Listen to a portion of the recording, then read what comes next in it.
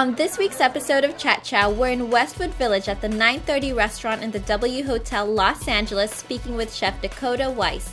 Chef Weiss made a name for herself on Bravo's Top Chef and has served up food at some of LA's hottest hotels. We're getting the scoop on what's popping up next at 9:30. So Chef, thanks so much for chatting with us today. Can you tell us what we have here? Sure. So what we're featuring today are our Drunken Mussels. They're a signature dish of 930 and the backyard as well. To me, this is just kind of one of those dishes, it goes perfectly for all seasons. And they're drunken because they're cooked simply with wine and butter. And then we add a little spice to it, some chipotle, some hominy, tomatoes, a little cilantro, chives, shallots, and lots of garlic. And then the best part of it, softening it up with this really crusty grilled pizza dough. Can you tell us what we're pairing it with? Sure. So we're going to pair this with a Sauvignon Blanc from New Zealand, from Nabilo. This really brings out the grassy, verdant notes from the mussels, that nice earthy flavor, and it's really going to pair well with the tomato, the acidity in there. Well, cheers. Cheers. Happy Friday. So, Chef, you've done so much in the cooking world. Can you kind of tell us what is your favorite accomplishment so far? I'd have to say I'm very proud of where I've gotten to be. I mean, I'm not saying I'm young by any means, but at a somewhat young age to, you know, kind of tackle a lot of things that I've tackled in my career, such as, you know, being the chef of a hotel, you know, especially starting from nothing. I literally started cooking. When I say cooking, I mean I opened up a box of Kraft Mac and Cheese and put it into boiling water and then mixed it with the powder.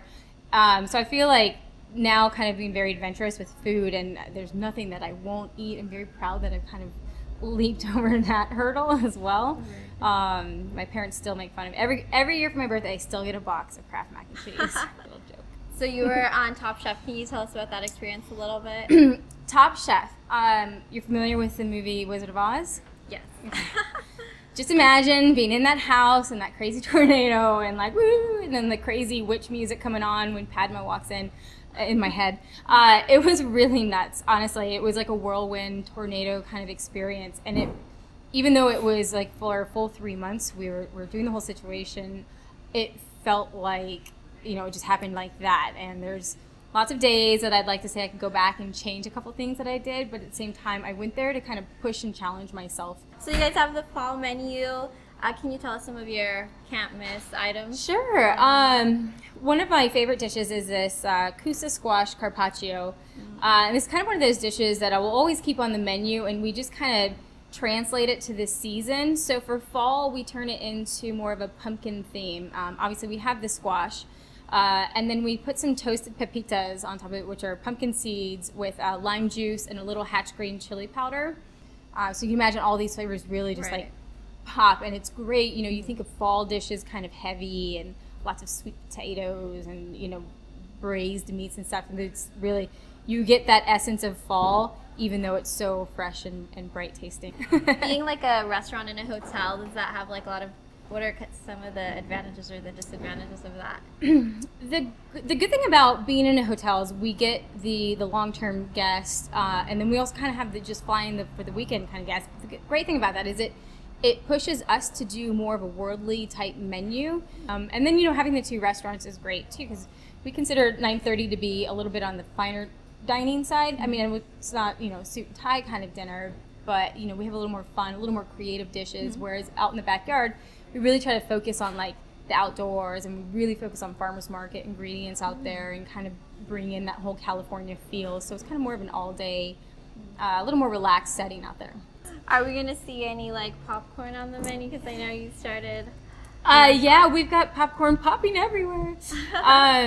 We started my own line of popcorn called Dakota's Pop Parlor, and it started here on Valentine's Day as just an accident, a random thing. I had this great idea. I was going to do a night of 1,000 spices, and each guest, when they left, will have eaten or tasted 1,000 spices. Wow. And it's a challenge.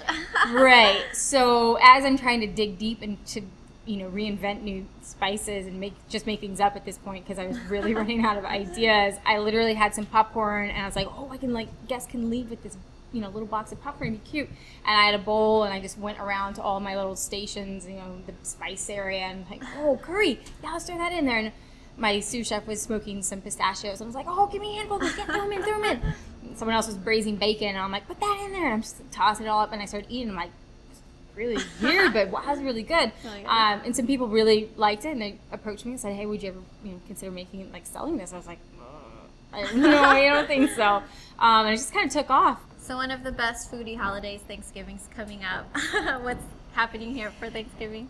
For Thanksgiving, because I'm one of those lonely souls that always has to work on the holiday, and I miss my family a lot, so I try to bring my family traditions into my kitchen here at work, and I prepare this family meal. So it's like, even though you're at a restaurant, there's still somebody there, kind of with the big platter of the ham and the turkey and green bean casserole, and I keep it somewhat traditional, but with a little bit of a upscale twist. Like last year, we did these really cool little deep fried stuffing croquette. We still have our normal 9:30 menu as well, but for those who have to travel in the holidays or are kind of stuck here, maybe their plane got canceled or whatever, they can still come in to 9:30 and really enjoy and kind of have that warm Thanksgiving feel. Dakota's take on Thanksgiving. Yes, which is exactly my mom's take on Thanksgiving. I just make it a a little more refined.